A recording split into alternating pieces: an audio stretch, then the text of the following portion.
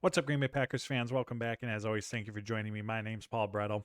Today, we're going to discuss our takeaways, about a handful of takeaways from the Green Bay Packers' performance against the New York Giants. But first, hit like on the video, hit subscribe on the YouTube channel. I do greatly appreciate it. You can find all my work over at Packers Wire, and you can follow me on Twitter at Paul_Brettel. So, like I said, before we turn our focus to the Tampa Bay Buccaneers here in Week 15, let's take a look back, if we're brave enough, at the Green Bay Packers' performance against the New York Giants on Monday night, where really just about everything went wrong. This was about as a mistake-prone game as you are going to see, even from a young Green Bay Packers team.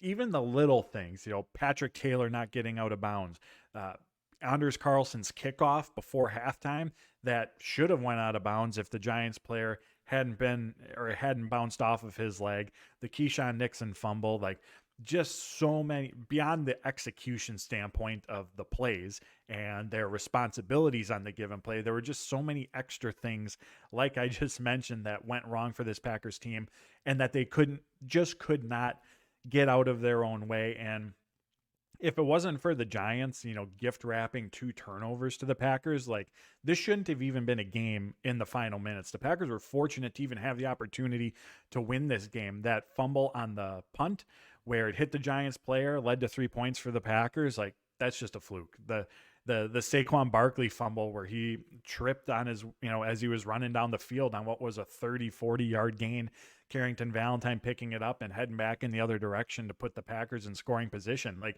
those were 2 massive plays in the game that gave the Packers 10 points, and the Green Bay Packers had nothing to do with generating those turnovers. Those were gifts by the New York Giants. So as ugly as this game was, it very much could have been worse. It could have been the final 5 minutes of the game, and the Green Bay Packers are down 10, 13, 15 points at that time. So even fortunate to be in the situation that they were.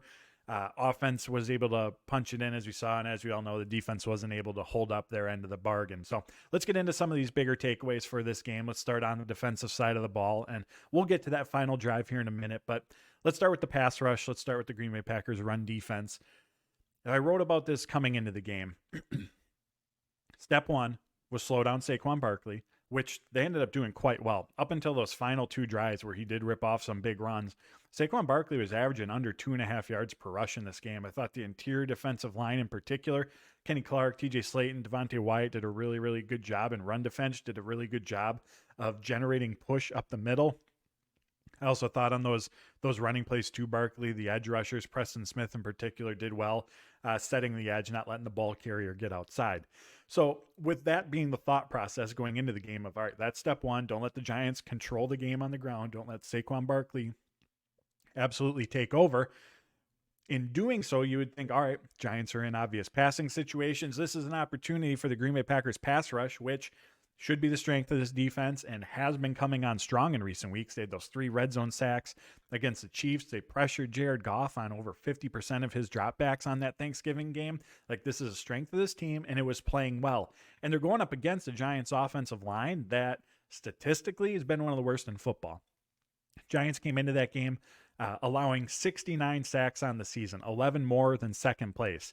Pro Football Focus also keeps track of how often pressures on a quarterback are converted into sacks. And Tommy DeVito, on 53% of the pressures he's faced this season, they've become sacks. For reference, I believe second place on that list is at 36%. Like, it's not even close. If you pressure Tommy DeVito, get a hurry, a hit, you have a 50% chance, a coin flip, that the play is going to end in a sack.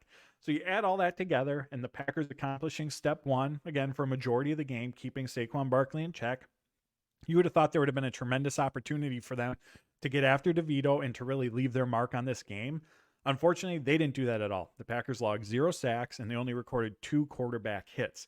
Matt LaFleur talked about it afterwards. There was an undisciplined nature, a lack of fundamentals to their pass rush approach. They were overly aggressive in terms of flying by DeVito, which opened up these massive running lanes for him to step up to, for him to get out of the pocket, and it led to some really big scrambles. You have to wonder coming into this game, the Packers are aware of the opponent that they're going up against. If there was a bit of this over aggressive nature, in terms of how the pass rush approached this game, how the defense approached this game. I mean, Matt LaFleur said it on Tuesday that all 11 guys need to be on the same page. And that's coach speak, but it's true. And we all know that. And from a defensive perspective, especially from those pass rush opportunities, it didn't look like all 11 were on the same page. It looked a little bit more like 11 individuals out there on the football field. And as I mentioned, while they were able to get around DeVito, get him off his spot, there were just too many escape alleys for him, and massive ones at that. And then where the Giants did find success on the ground was on several of those read option keepers by Danny DeVito. And again, there's a bit of an undisciplined nature to that. The Green Bay Packers edge rushers were incredibly focused on that dive play, on Saquon Barkley getting those handoffs. And you could see on the replays that that's where their attention was, and they were aggressively cutting in to try to make a play on who they thought the ball carrier was, which left a ton of room for DeVito on the outside to exploit. And again, that goes back to the over aggressive nature and all 11 guys doing their job. On that given play, it's the edge rusher's job to make sure that, the edge is set before committing one way or the other, identifying where the ball carrier is and letting the players in the middle, whose responsibility it is to clog things up in the middle, handle those responsibilities. And then you're there as a reinforcement if needed. So that was obviously, all of this just had a massive impact on the game. The Giants ended up rushing for over 200 yards, which is the fourth team to do that against this Green Bay Packers team this season. And really, it came down to 4 rushes between DeVito, Saquon Barkley, and Wan'Dale Robinson. There were 4 rushes between those 3 that totaled about 109 of those, I think 209 total yards that the Giants had on the ground. So just way too many explosive plays, a lack of discipline by this Green Bay Packers front 7, especially from a pass rush perspective, an area where they should have been able to control and dominate this game, given what we've seen from this Giants offensive line in previous weeks. All right, next up, Jordan Love. Rough day for Jordan Love, especially in the early going. You could tell that there was just not just him, but the offense as a whole, the passing game, there was an uncomfortability in the pocket for him. He was inaccurate, uncomfortable, indecisive, led to some poor decisions, specifically that interception that he threw. And him and his receivers just weren't on the same page. There were a few throws as well where, Love expected the pass catcher to be in one spot and they were in another, or weren't looking for the football. So again, just a completely disjointed performance. And I don't want to discount what the Giants did either. Like the Chiefs, like the approach that the Chargers took against Green Bay, this is a very blitz-heavy Chargers defense under Wink Martindale, and the Giants were coming off their bye week. This game and how it played out very much had vibes of the early portion of the season. We rewind back to that time, especially during that 4-game losing streak, and one of the issues that this Packers team was navigating through at that time was the unscouted looks that defenses were throwing at these young pass catchers, at this young offense as a whole, or disguising coverages. At the end of the day, if you're seeing something for the first time as a receiver, regardless of what position you play, how you react to that is going to be, completely new. How you go about attacking that, and does that get you off your route? Does that disrupt the timing? And this Packers team, as young as it was, and Jordan Love talked about this in the early portion of the season, they struggled with those unscouted looks and those disguised coverages that defense threw at them. Well, the Giants, coming off a bye week that we know under Wink Martindale's aggressive and already uses disguised looks, I imagine there were a number of new wrinkles that they threw at this Green Bay Packers offense that weren't on tape, that they weren't able to study. And that's what it felt like in the early going of this game. And from that point on, set the tone for this Packers offense and set the pace for them in terms of what they were trying to accomplish, and kind of throwing everything out of whack from that standpoint. Now, what I will say, I thought in the second half, Jordan Love, with his adjustments at the line of scrimmage to get the protection in place against this Giants defense, I thought he did a really good job in that regard. And also, those last 2 throws to Malik Heath, one that was batted away, and then the eventual touchdown pass, those were really, really impressive throws. I think as we search for something positive to take away from this performance from the Packers, it's the offense continuing to just plug along. Things were not going well. There was a lot of self-inflicted errors, self-inflicted wounds from this Packers offense, but Jordan Love and Matt LaFleur's talked about his resiliency all season. When it was that final drive, when they needed a touchdown to take the lead. Nothing that had previously happened really had an impact on his performance there. As I just mentioned, two of his best throws came on that drive and gave the Green Bay Packers the lead. And that was, as we all saw in the early middle portion of the season, they struggled in those opportunities. The Raiders game, the Broncos game, there were plenty of opportunities early on in the season where this offense was in that very same position inside the opponent 50, inside the opponent 30, and they weren't able to capitalize and get that final score.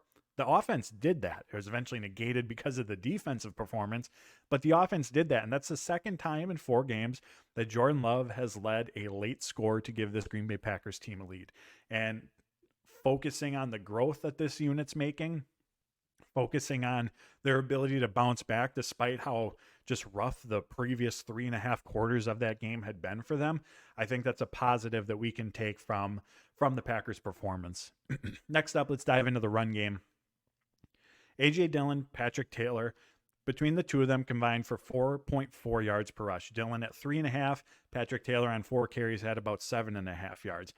I wrote about this over at Packers Wire following the game. I asked Matt LaFleur about it, but I think there was the opportunity here for those guys to be more involved, specifically running between the tackles. Now, it's not as if the Packers abandoned the run game or these guys had a small role. Dillon and Taylor had 19 carries between them, but I think there was a greater opportunity for the downhill run game to be involved. And like I said, I asked Matt LaFleur about the performance of the run game in this matchup, and he talked about how they were getting good push up front. He loved the aggressiveness that Taylor and Dillon were running with.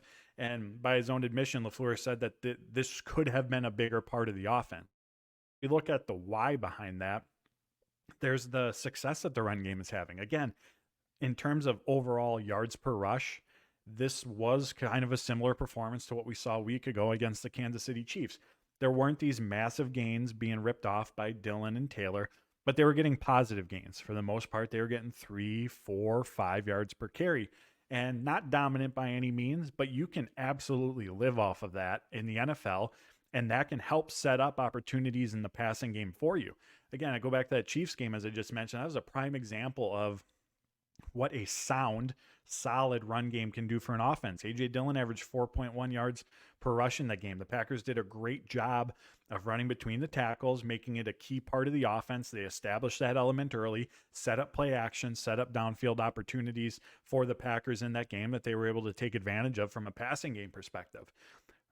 Fast forward or rewind, I guess, depending where we're coming from, to that Giants game on Monday. And again, they were finding that success in between the tackles. But it wasn't a key part of the offense. It wasn't something that they leaned on. And again, going back to how the passing game was performing, one, leaning on it more could have helped open up more opportunities in the passing game, but also it would have taken some of the burden off of the passing game as well in terms of, Jordan Love threw the ball 39 times in this game, and it was a 1-score game. The Packers are never down more than 1 score. So it's not as if they were playing catch up throughout this entire game.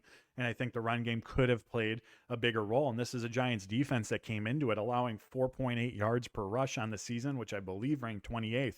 In recent weeks, they gave up 150 yards to New England, 160 plus to the Cowboys and to Washington. So the opportunity was there for the Packers to find success. And they did so when, for the most part, when Dillon and Taylor had those opportunities.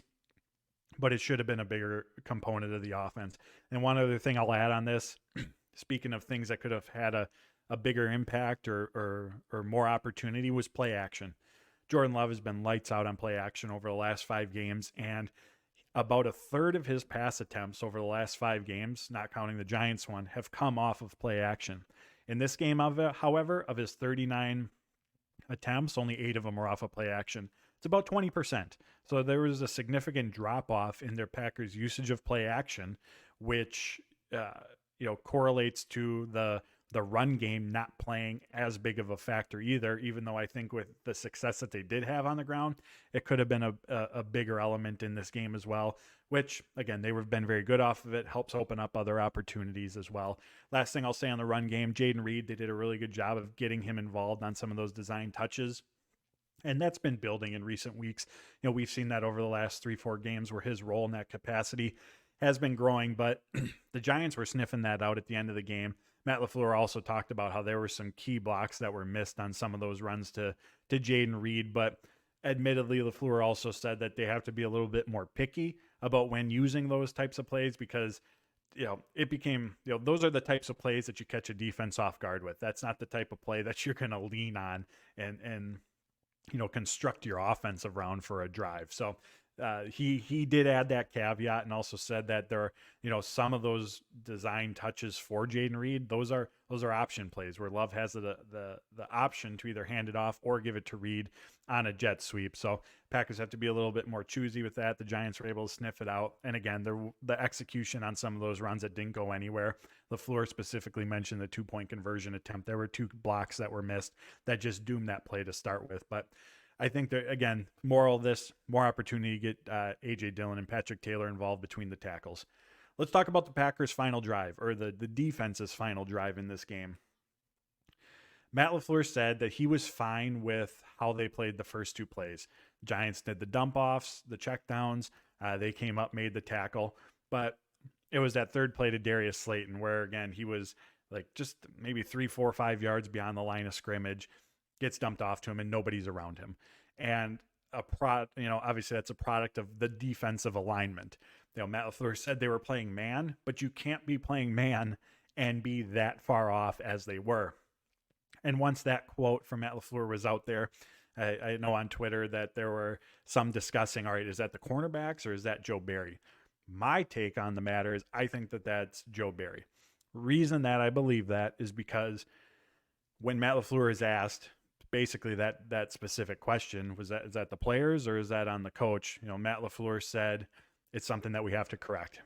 Didn't push blame one way or the other, kept it very matter of fact. It's just something we have to correct.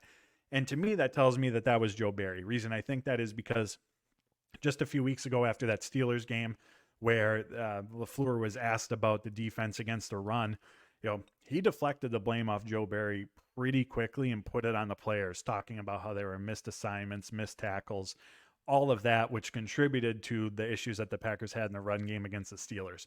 He didn't do that in this instance. He just left it as is. It's something we have to correct. The other reason I think that as well is because if Barry had called man coverage and expected the cornerbacks to be up closer to the line of scrimmage, let's look at who the cornerbacks are. It's Carrington Valentine, a 7th-round rookie, and Corey Ballantyne, a primary practice squad player throughout his career. Like, those aren't players that I'm going to guess at this stages of their career that are going to go rogue and where Joe Barry tells them, hey, get up on line of scrimmage, and they're going to go do their own thing. Maybe veterans would have that type of leniency, maybe.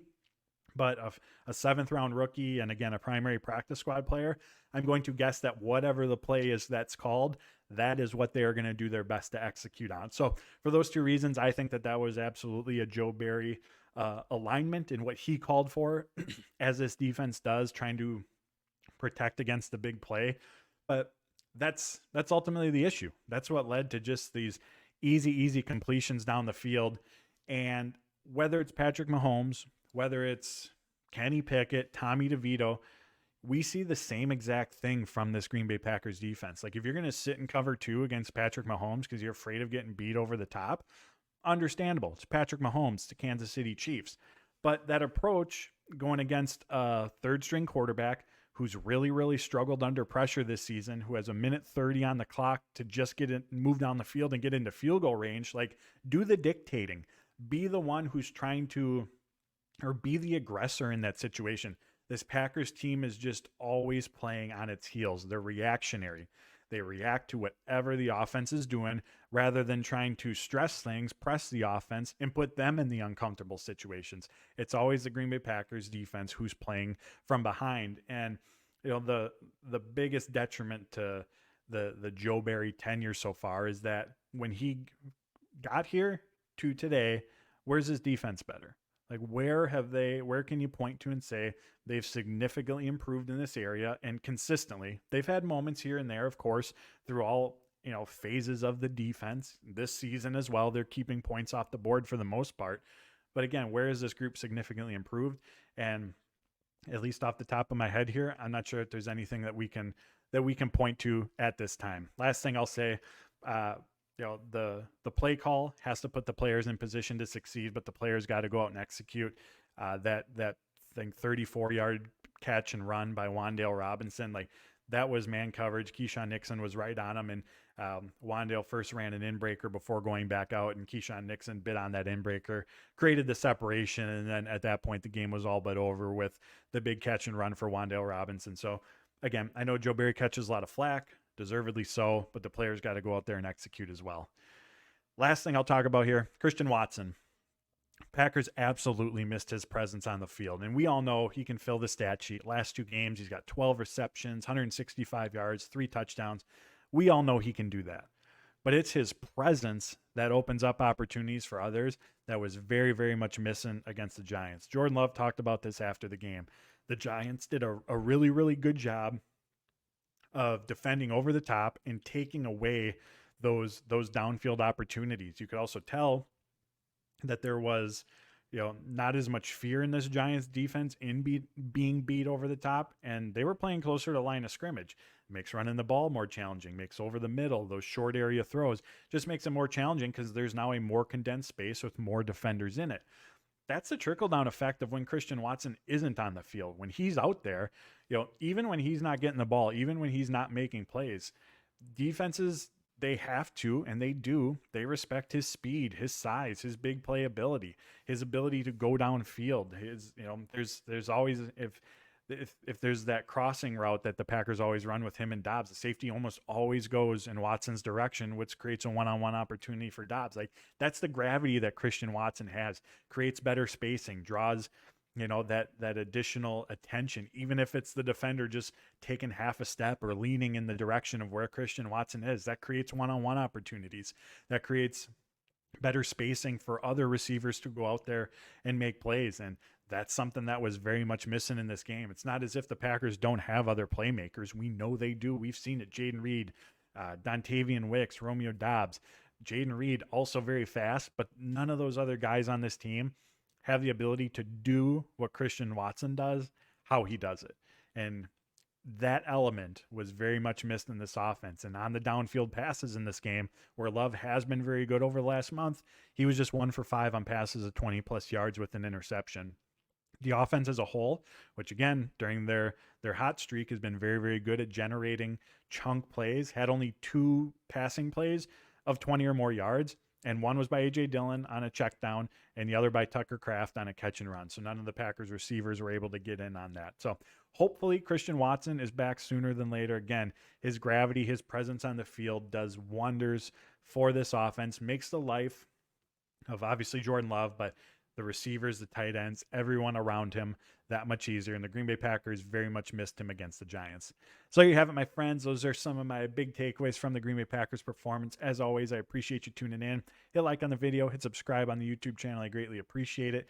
As always, you can find all my work over at Packers Wire, and you can follow me on Twitter at Paul_Brettel. So until next time, friends, take care, stay safe, and as always, go Pack, go.